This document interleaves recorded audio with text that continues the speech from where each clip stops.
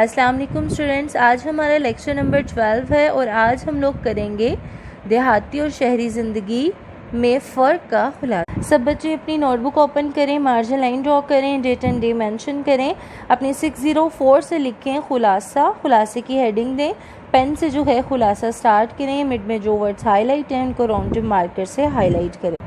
अहमद अपने वालिदैन के साथ छुट्टियां गुजारने अपने ननियाली गांव गया।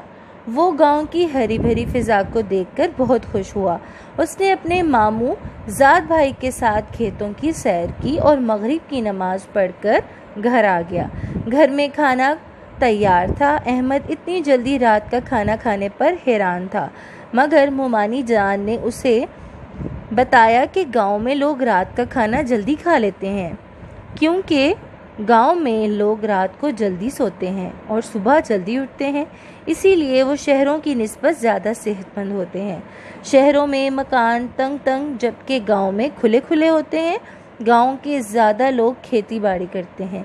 बिजली आ जाने की वजह से अब देहात भी खूब तरक्की कर रहे हैं।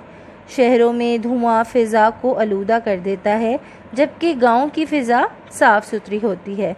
पहले 75% लोग देहातों में रहते थे, लेकिन अब नकल मकानी की वजह से उनकी तादाद 70% हो गई, 70% हो गई है।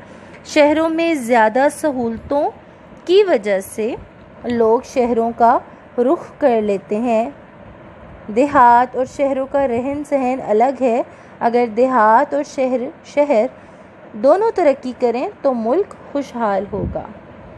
जी क्लास, तो आज हमारा जो ये चैप्टर है ये मुकम्मल होता है। आप लोग इसको बहुत अच्छे से याद करें। अपना ख्याल रखिएगा। अल्लाह हाफ़िज़।